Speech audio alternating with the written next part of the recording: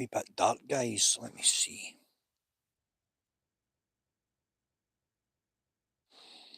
That's better.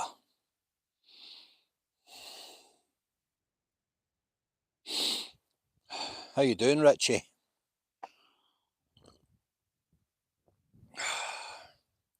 Evening, Paul.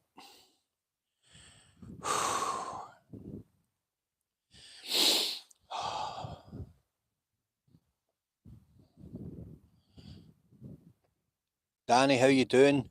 David, you need to bear with me, guys. I've not got my head torch on, but it's so black where I am. Literally, just done a full circle. Hi, Tracy. Done a full circle, and you can't see nothing. Black. It's black here. However, I've got laser eyesight, so I can walk about in the dark because I eat my carrots. Grim up north, how you doing? I'm well, mate, thanks for asking. Well, guys, let me just get this tea in the left. I thought we would get a wee... Hi, Darren.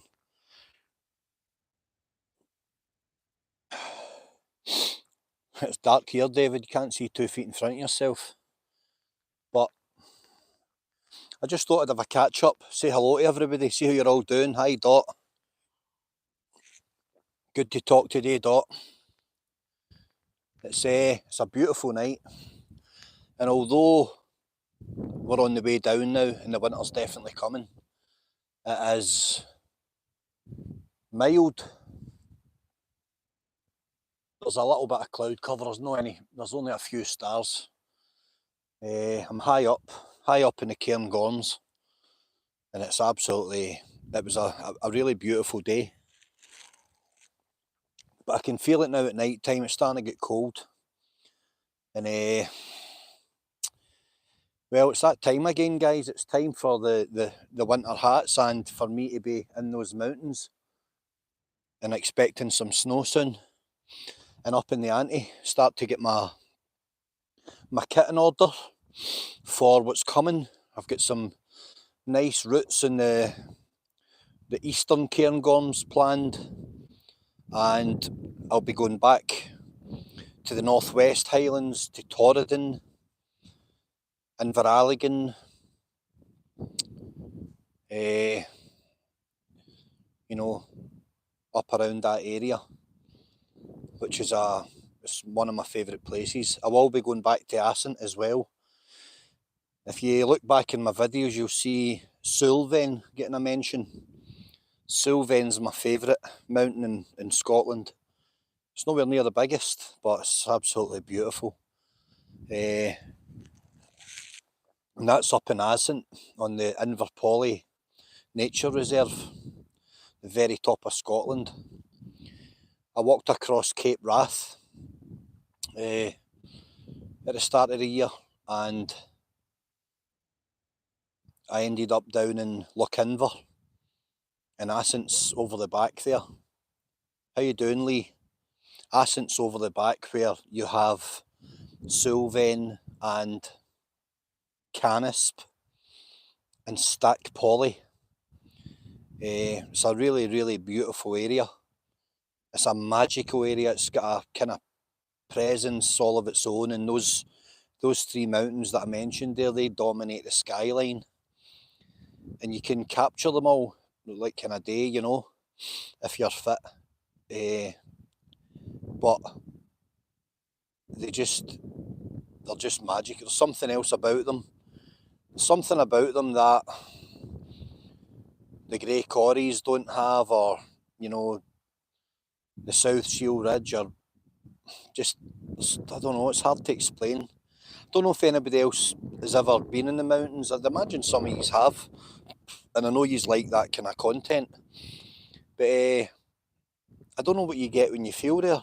So when I'm in the mountains, I've got quite a high functioning mind. My mind's very, very fast.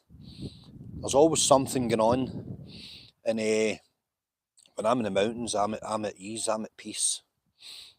I find complete peace out there.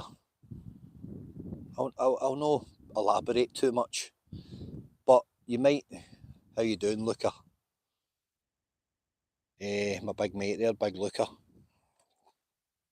Aye, it's just got a magic all of its own, and I understand why people go into them. I also understand why people go into them themselves and spend extended periods of time in isolation. I've always loved the test of isolation, i.e., how long can you take, and can you cope? Can you cope on your own? Many times I've been in the mountains. I mean, last year I think I went maybe 13 or 14 days up in Torridon literally without seeing another human being. Now, that might not sound like a long time, but that's complete and utter isolation. It's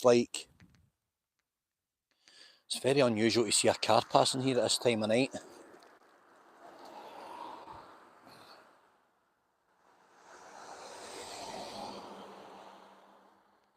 Railway guys. Yeah, I was about 13 days up there in Torridon and complete isolation. And then one day I bumped into a guy, and he was an ultra distance runner. So 6'3", probably 10 stone, and I was climbing Leach, which is Leach Ridge, one of my favourites. It's spelt Leathach, but it's pronounced Leach, or Legach, just people say it differently. And I was in my way up, heading onto the pinnacles, and I was going to capture Legach, and I was going to swing over and capture Ben A as well. And this guy ran by me. He's like, "How you doing?" And I mean, when I say Legach is steep, it is an extremely steep ascent. It's it's up there with the best of them. And this guy ran by me. He just ran. He was like running uphill at some speed, and he kept that up. I watched him until I could watch him no more, and he kept it up. He was flying. He was ultra fit. So he went up and summited, and in the way back down, I passed him, and I said, "How is it up there?" He says, "There's a bit of ice and stuff," and we had the crack, and away he went. And I watched him descend, and I watched him run away up the road towards Benny. And honestly, when I say that this boy was neither up nor down, he wasn't breaking sweat, he wasn't really out of breath at all. Just a classic example of an ultra distance runner. No body fat, huge lung capacity, massive thighs, we going uphill all the time, big quads, big glutes, but very, very thin upper body, literally no muscle mass at all. And I was having a chuckle to myself because I was breathing out of my arse. But he was probably only about 25 or 6, and when I was that age, I was very fit as well, and I was a good runner. I was a really good runner at one point in my life, considering my build. So aye, that was interesting. But when we're talking about isolation, I love the testing side of it, because you can be 5 or 6 days into a trip, and the temptation is, to go into a shop or something because you want a coffee, or you want a bit of chat with somebody, or you're looking for somewhere.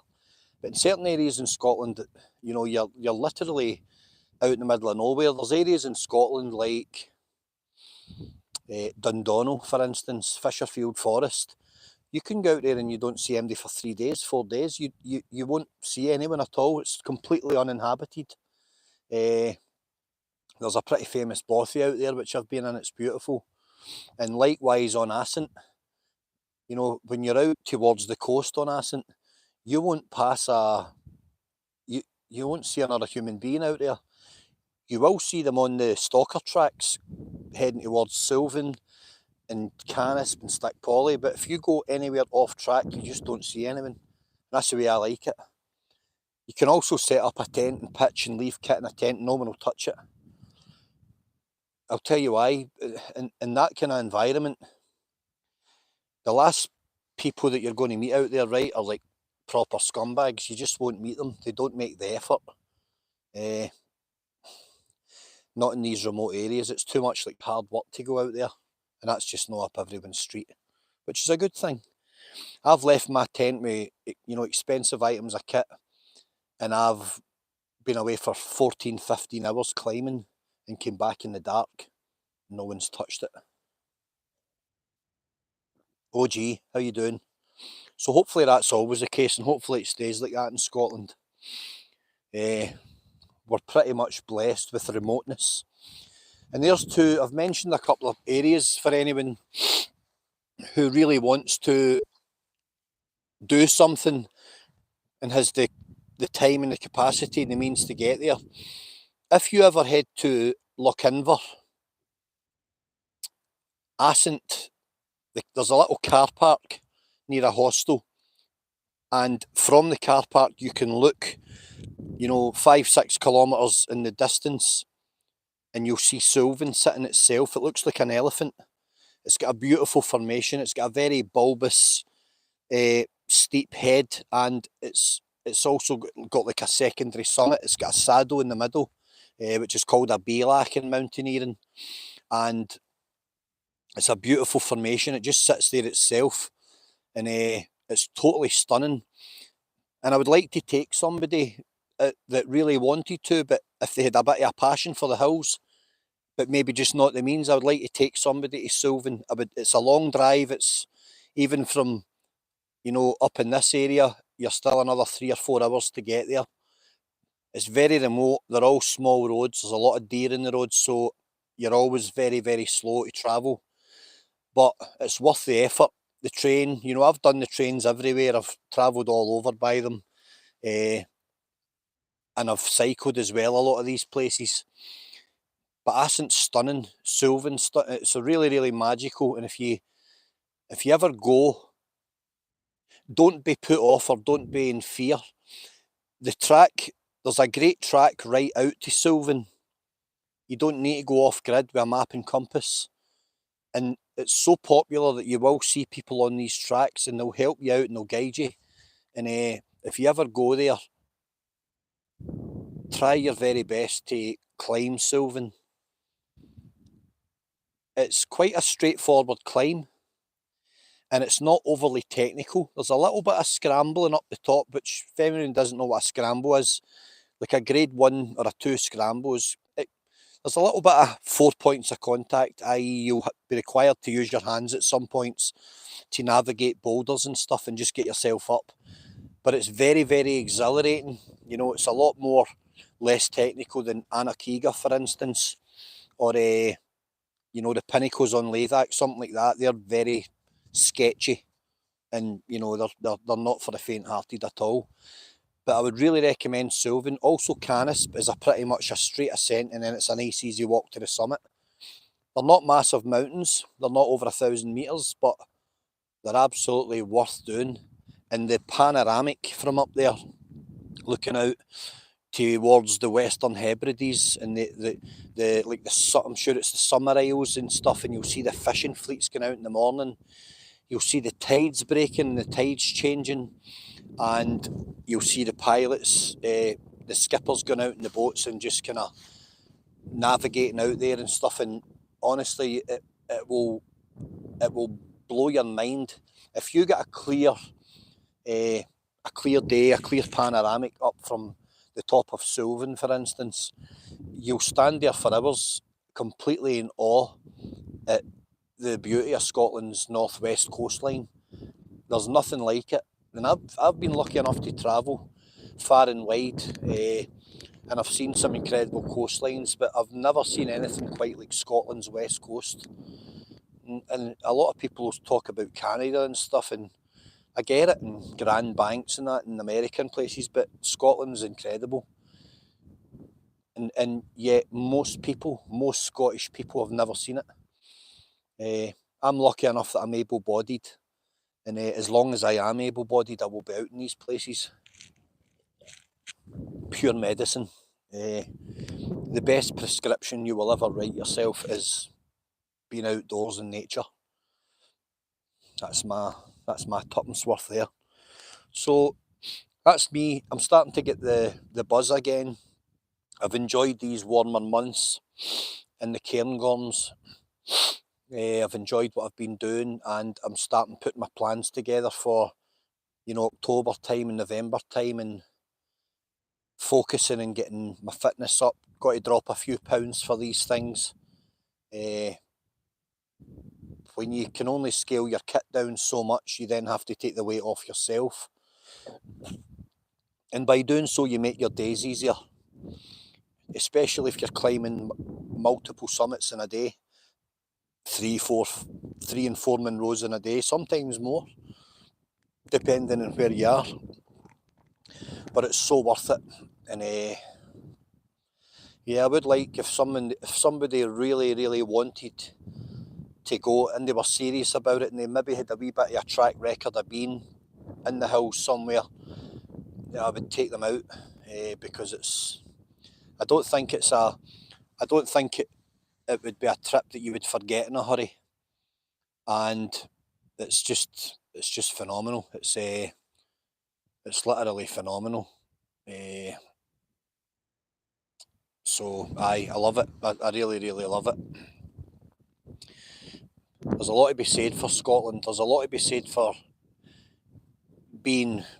even getting yourself remotely fit and just getting out there and doing it.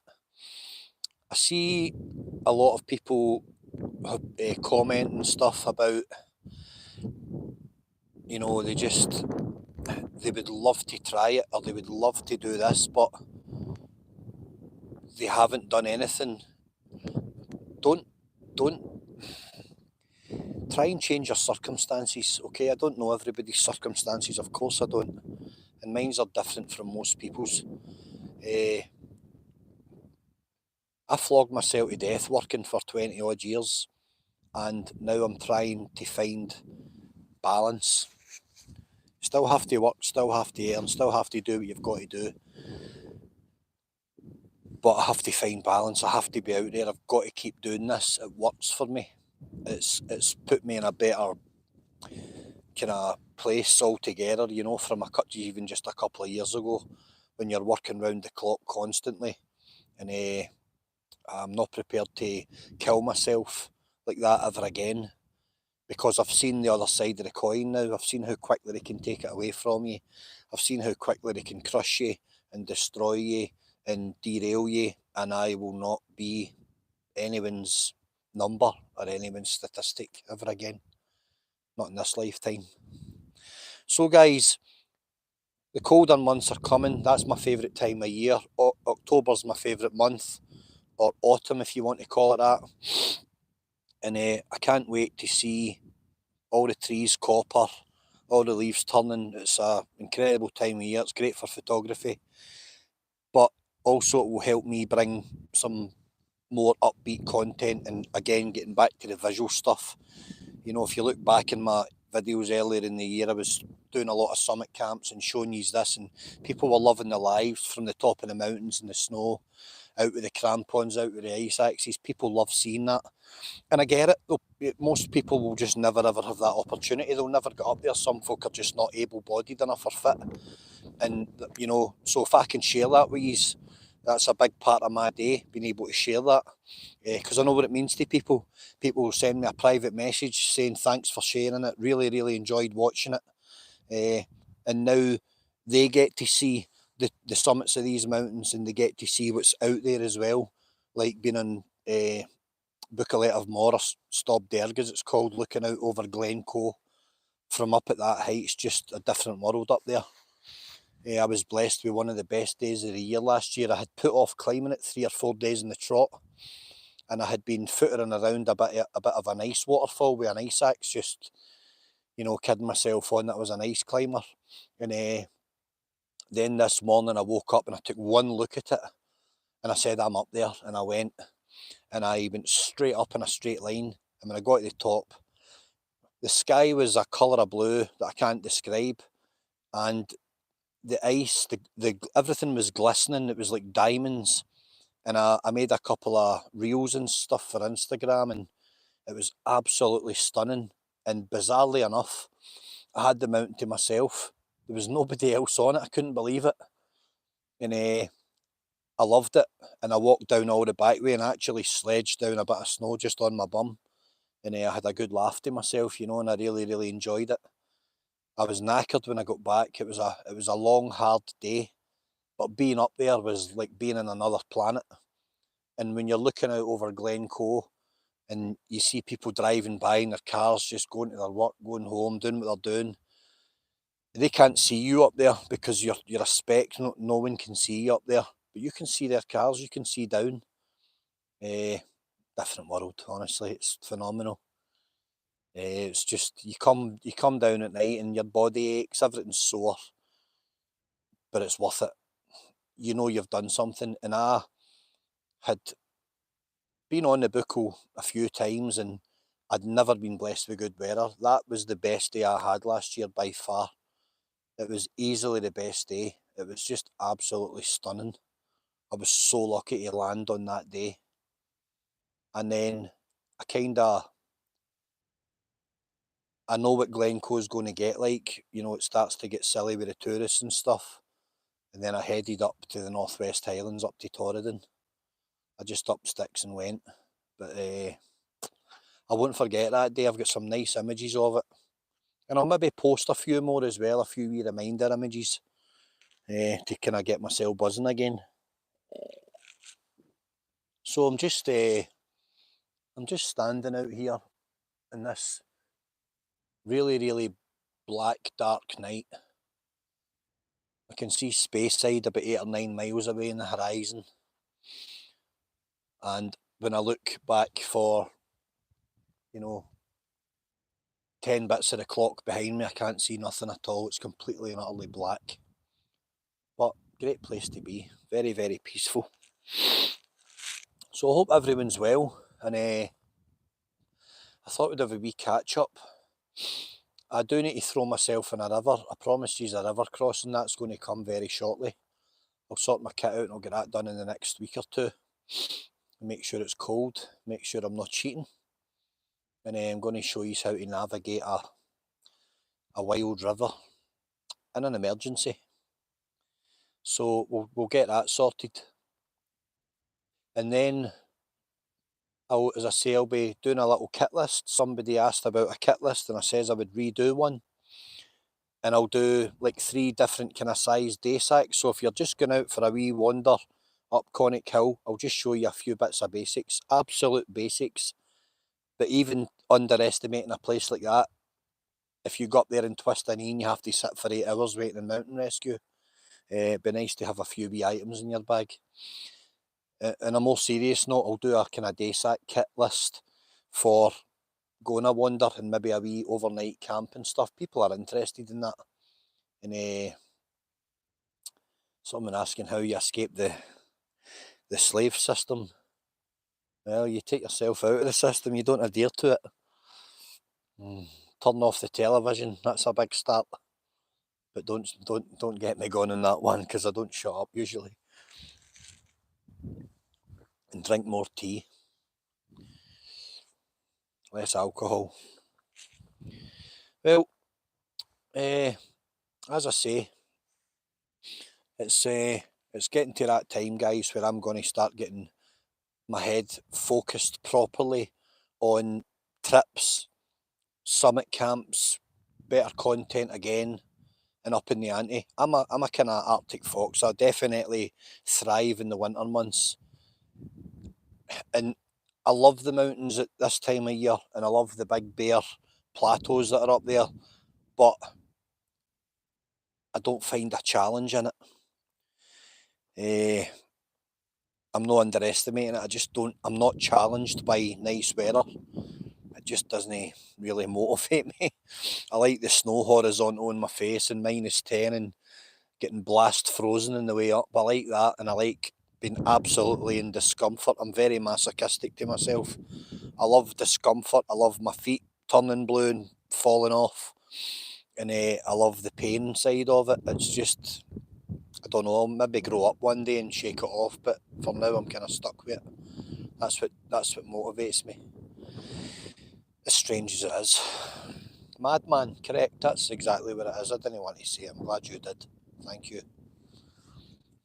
Renewed awareness. Aye, madman. Definitely, I love the cold.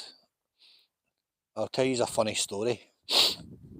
I was in Glenshee, near the chairlift in the winter time, and I was camped up there, and been a couple of days, no movement, no one about, it just absolutely freezing. Pure powder snow, like little blades of glass smashing into your face. And I had been getting itchy feet, and I was like, I need to get out. And I wanted to do Glasmow. It's a Munro. It's a big old lump of rock, and it's way out, and it's a red deer. A big deer just jumped the barrier there, and I had to get out. So I was like, I'm going for it. So I wax on my alpine kit, which is like this kind of stuff, proper winter gear. And puts my pack on and stuff. I've whacked on my crampons because it's like literally a whiteout. I can barely see 20 feet. And I starts making my way towards the route I was going to do. So compass bearing, having a look. I'm like, this with the compass, it's that bad, the weather. And 2 seconds later, my hearing's really bad. And 2 seconds later, I never even heard it. And I'm like, this Land Rover, Police Mountain Rescue Land Rover's right next to me. He puts the window down and he's like, where are you going? I says, up there. And he's like, where? I says, Glasmow. And he's like, not the day. He's like, surely not the day. And I said, well, I've been here a couple of days. He's like, I know I've passed you. I says, I need to go. I've got itchy feet. I says, I've literally got ants in my pants. I'm going for it. He's like, you alright with a map? I says, aye, I'm fine. He's like, well, be careful. Guy was brand new, right? I don't normally talk to coppers, but I don't really see them like that up there. They're very, very down to earth. And he's like, be careful. He said it's about minus 25 up there, minus 20 with the wind chill. It was minus 18 where I was stood with the wind chill. And so I goes away up, and I gets out about 1.5 kilometres, and it's thigh deep. The snow's thigh deep. It's a white out. I can't see 20 feet. Freezing cold. I've got my mitts on. I always wear mitts. Like, I don't wear gloves. I wear mitts to keep my hands together, my fingers to heat up better. And I'm just constantly checking this compass bearing. Keep me right. And I just came up over this little kind of summit, and this blast of Arctic wind hit me. And when I say I felt my brain freezing inside my head, it literally iced me. Instantly on the spot, it iced me. I was like, bang! Now I've got a low alpine hat on. I'm like this, and I've just got a set of eyes, and it just blasted me. Very warm bodied in my midsection, very warm, unusually warm. And when I feel my arm just icing, and I stopped in my tracks, right, and I was laughing. I was like, what are you doing out here? And I looked down at my feet, and there was a white mountain here sitting right next to my left boot, in a little kind of cleft. And I looked down at it, and I went, oh, hello. And it looked up at me, right, and I swear to God, right, it was like telepathy. It was as if it looked up at me, and it was as if to say, I'm not moving for you, mate. You're not getting in here. Piss off. And I had a laugh to myself. And I just kind of looked down at it, and I literally leant down, right, and it literally let me put my hand down next to it, and it never moved. It just sat there because it wasn't going anywhere. See, when a wild animal, especially an ermine mountain hare, see when they know not to budge, they know what's coming. It was extremely cold. It was as cold probably as I've ever felt.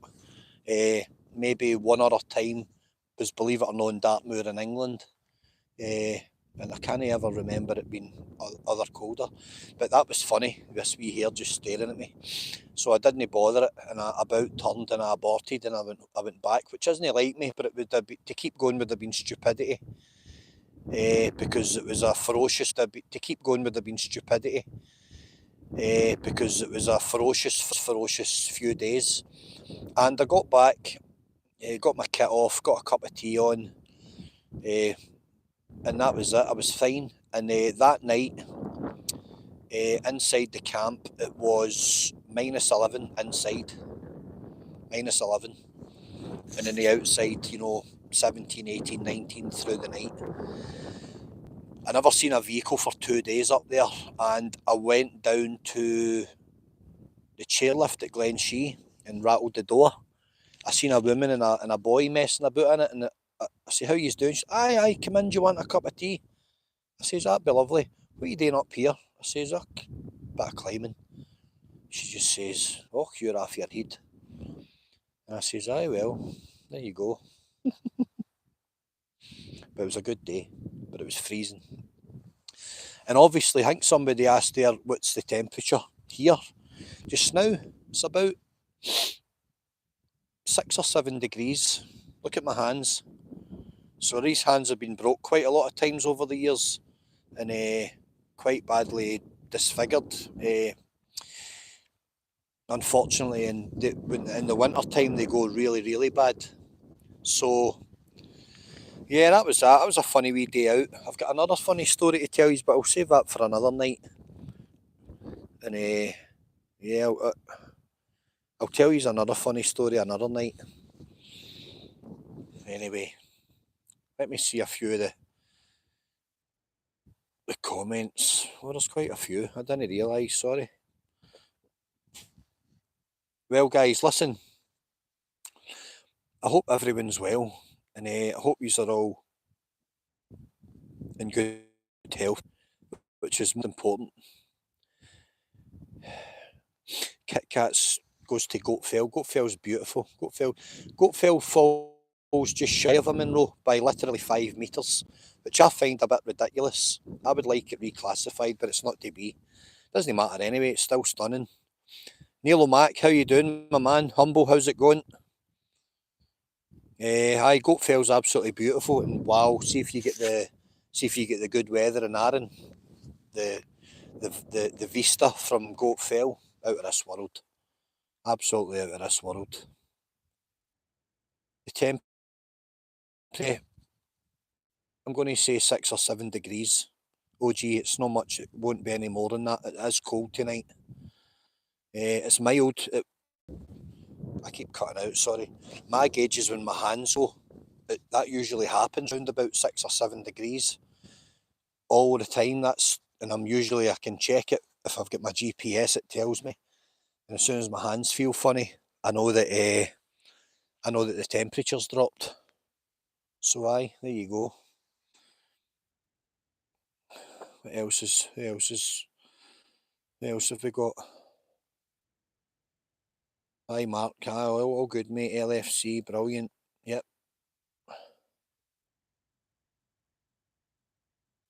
Tony Ferguson, the boys, Eskimo Joe, Madman. Most definitely. Catherine, hi, how you doing? And by the way, listen, there's a fine line between madness and insanity. Definitely. At times in my life, I've been in so much pain, load carrying or climbing and pushing on. I've been in absolute and utter agony. And that internal conflict with myself where I won't quit. And it's ridiculous because there's no one else there. It's not like you're walking towards a finish line where 50 people are going to clap you over the edge. It's me, it's internal conflict with myself. I'm absolutely battling with myself, with my own mind, that I need to finish the day. And people will say, why would you do that? Just chill out and go and, sit in your tent or sit in your van or go back to your bothy or whatever. I don't have that in me. I don't have quit in me. I can't do it. And it's not a competition because no one else is there. So no one sees it anyway. And I'll charge on and I'll literally do another 5 mile in agony, starving, just because. Just because. And I do think to myself, right, I'm getting older now, I'm 45. And I think to myself, the day that the day that I subconsciously realise, oh, I just quit, I'm not in competition with myself anymore, is probably the day that I'll stop doing these things. Maybe I'm wrong, but I'm not soft on myself. I've never been soft on myself in any way. I won't take the easy way with anything, and that's been in my working life as well, and projects that I've set myself, and you know, targets, and you set the bar high sometimes, don't you? Or why do it? For me, why anything less than high is pointless. Everything the hard way, guys. That's just unfortunately my mantra. Everything the hard way. I don't look for an easy day. It's not doing thing. Not when I'm testing myself. Easy is pointless. You know, if I want easy, I'll go to a heated gym and stand running in a running machine, looking in a mirror or something. That doesn't motivate me in the slightest. Bit of a weirdo, I suppose. But hey, I'm not bothering MD, am I? Well, that's me. I've gabbed enough, and I appreciate you listening. That's about half an hour. So I'll just quickly have a last look at and say hello to people. Mark Kamsari. Hi Mark, that's an unusual name, Kamsari. I've never heard that name before. Thanks for coming on, mate. Garlic, how you doing, Garlic? Cookies True Crime Adventures. Yep, I know that channel. Insanity. Humble Dryer. Darren. Frankie, how you doing? All good, Frankie. Brilliant. Aye, it's been a pleasure. And hopefully, what day is this? Tuesday? Wednesday? It's Tuesday? Can't think. We'll have something, a bit of content, a bit of a video for the weekend. Maybe I might pull the river crossing forward. Get myself thrown in a river somewhere and give you a laugh. I'll put something together anyway. Maybe put a wee kit list and a wee training video. Show you a wee 15-minute routine that will, if you stick to it and you're strict, and you cut out a little bit of the, a little bit of the silly stuff and the treats, that will really, really rapidly help you. I might do it and I might not. I don't know. See what you say, because it's not for everybody, and I don't want to seem to be ramming anything down anybody's throat. But that aside, guys, it's always good to catch up. And I know I've been a wee bit distant lately, but hey, it can't always be fun, can it? It's not always roses. But I do appreciate the support, and I do appreciate you coming on the channel and all the comments. Always try and read them and always try and reply back. So anyway, I'm offski. Might go and get another one of these and have a nice cup of tea and a wee look on YouTube and see what's happening in the world. Psychic Pixie, how you doing? So take it easy, stay healthy, look after each other, and stay steady, striving. As always, humble. All the best, guys. Okay, night night. Thank you for joining. Bye bye.